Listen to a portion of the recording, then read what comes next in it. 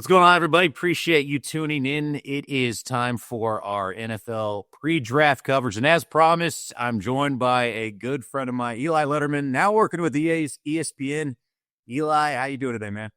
I'm doing well. I'm glad to be on with you. We've been on a lot of sidelines, a lot of press boxes together, and now we're podcasting in very different roles than we were in back then. Not the first time we met on the interweb like this before. It's funny doing it, how small the sports is and kind of the way that you cross paths with people, man. But it's going to be a lot of fun chatting with you today. We have a lot to get into. One of the more kind of fun weeks as a sports fan as you get into the NFL draft. Everyone kind of comes in with that mindset that, maybe we find the diamond in the rough. Maybe this is what's going to change our team. And everyone's got hopeful feelings at this time of year, including a lot of Cardinals fans and ASU fans looking at kind of seeing what's going on with them. But I kind of want to start with just the overlooking, arching parts of the NFL draft right now. Everyone kind of says there's three blue chip players right there at the top. And right now, everyone's expecting Cam Ward to go 1 to the Titans. I don't know. I feel like he hopped around a little bit in college. I see a lot of the wow factor, but I don't know if this is a bit of a reach for him. They did just take a quarterback a couple years back, and I don't know if there's other positions of need. And if you're going to take a quarterback at 1, I almost feel like he's got to be a surefire thing, and I don't know if he is. And I'm curious your thoughts on him and if you think he's worthy of being the first overall pick. I think, from watching him in college, and that's kind of how I come at all this stuff, right, is I spend the bulk of my year watching them in college, and then NFL time comes around, and I have to start thinking about these guys not as college football players, but how they project to the NFL. And among the quarterbacks in this draft, he, to me, is the most talented, the most projectable toward maybe being a dude in the NFL. But there are question marks. He's not perfect mechanically, all that stuff. He turned the ball over plenty at Miami. But I think if you're looking at a quarterback worth betting on, it's Cam Ward. And we know this. Every single team in the NFL, they are looking for that quarterback on a rookie contract who can come in and be good immediately, and basically make it so that you can spend money elsewhere on your roster. Jaden Daniels being the perfect example with the Commanders last year.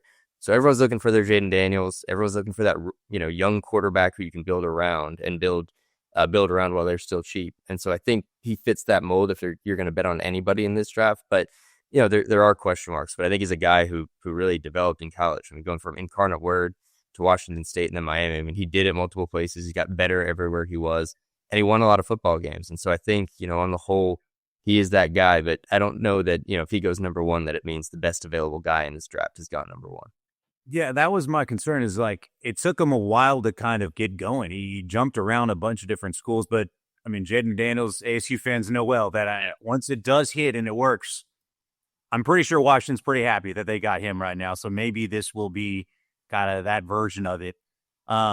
Interesting pick. The none of the blue chips there will be Travis Hunter, who obviously had an awesome kind of career over at Colorado, Blitnikoff winner, and now a guy that won the Heisman, played both ways. He's made it pretty obvious that he wants to keep doing that at the next level.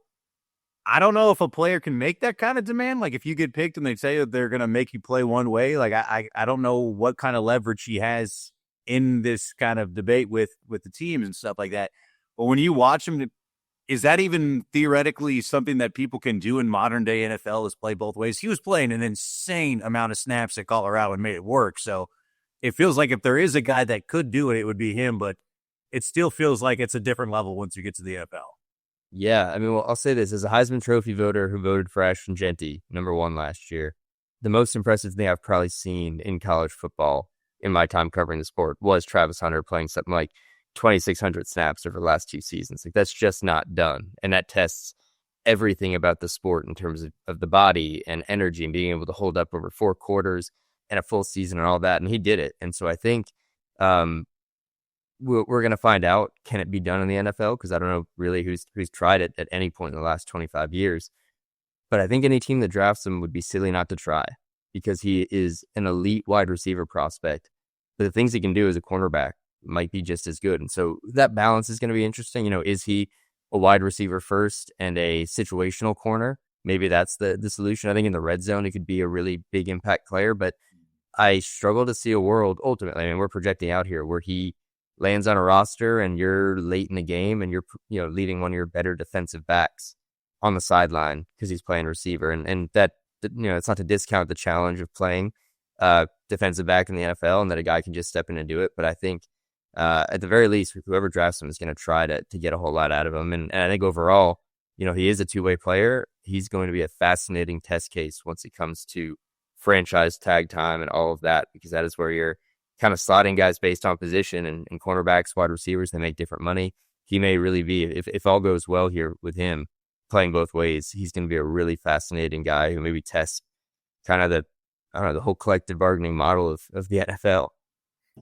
Interesting. Like the way you describe him, I always looked at him as a better corner than I did as a wideout. He seems to have better natural skills, but the way you describe him, do you feel the same, or do you feel like he's better on the offensive side of the ball? I think he came into last season surefire like corner. That's what everyone saw him as. And then he was really impressive and got better at wide receiver. I think he's great at both. I think it probably becomes a bit of, in the NFL, figuring out value, how many elite wide receivers are there compared to, cornerbacks. If he's not an elite cornerback, he may become one. But can you find guys to play that spot while getting the most out of him as a receiver? I think he could truly play either position and potentially have, an all-pro career. But it may come down to playing him at wide receiver allows you to make him a two-way guy, whereas the other way around might make that a little more difficult. As far as the guy throwing the ball, Shedeur, on all of these mock drafts, if there's a guy that looks like he's projected to be sliding, it keeps being him, and now he's down to around the 9-10 range. People are talking about him possibly going to the Saints there. Do you think that's fair? I mean, there was a time when people thought he might be the first overall pick, that he was challenging with Cam, but is there something that's going on with this tape? Have you seen something that just makes you feel like it maybe won't translate to the NFL as well? I mean, I don't think it's anything we didn't see last year. I mean, he was great in a lot of ways, but he's not exceptionally athletic. Like we talk about the modern NFL quarterback, you got to be able to move. I think there's holes in his game that probably rightly have him dropping to some degree. Obviously, there's a lot of talk about what he's been like in interviews, things like that. I don't buy into it a whole lot, but overall, the fact is he's sliding. He's not, as far as we know, going to jump Cam Ward. And so then it'll be interesting. I think we've seen over the years, quarterbacks can slide pretty quickly when teams, it is as much about the prospect as it is sort of the dynamics of the draft. And if he slides past one spot, could he slide big? But someone's going to take him. Someone's going to take a shot on him, and he's going to get a chance to prove, all the doubters who, like myself, we don't see the athleticism you'd think he'd need or doesn't think he's accurate enough to do it in the NFL. He's going to get his shot somewhere.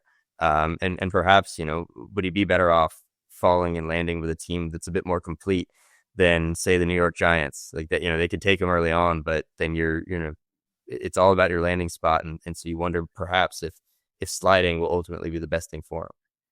What do you think of Colorado retiring his number? I was something else. Travis probably, I don't know. There's no such thing as earning it, but when you look around college football and Tim Tebow's number is not retired. I don't think Baker Mayfield's number is retired in Norman. It was interesting, but I don't know. I think the situation's pretty self-explanatory.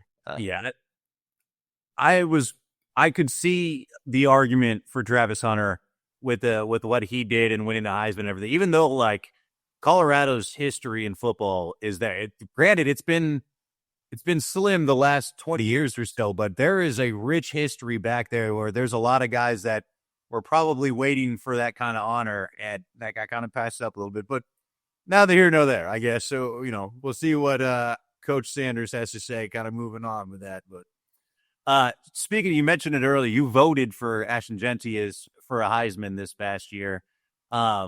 Just outrageous season for Boise State, a guy that explosive, could do it all on offense, and one of the more dynamic players in recent history, and calls up on to be at a Boise State and to stay there when he had opportunities to kind of jump to bigger conferences, I think speaks a lot about kind of the character and the kind of the player that he is.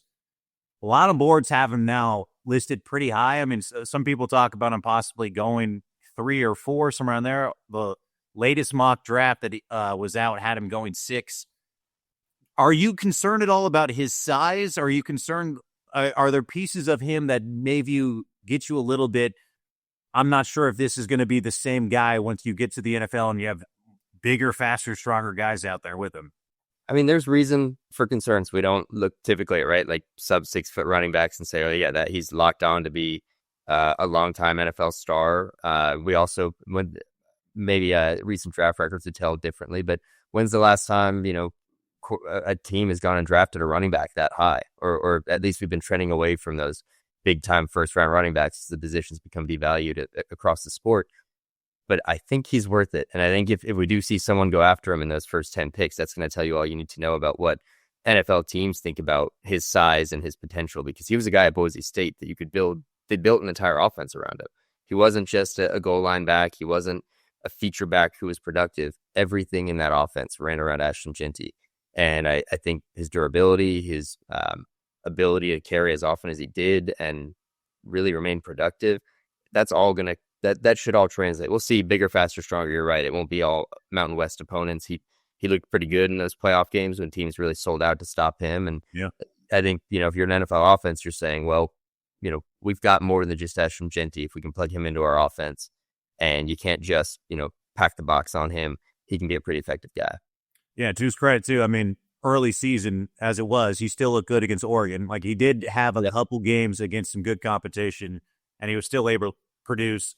And even for his size, he was a 3-down back. And I think that says a lot, too, about his versatility and everything that he's able to do. So there's a lot of upside there. There's a lot of reasons to like him. There's a couple of things that I don't know. Like, I've seen it before, and it gets a little concerning when you get up against guys that are not everyone's going to be Mountain West size anymore once you go into the NFL like that. Sure.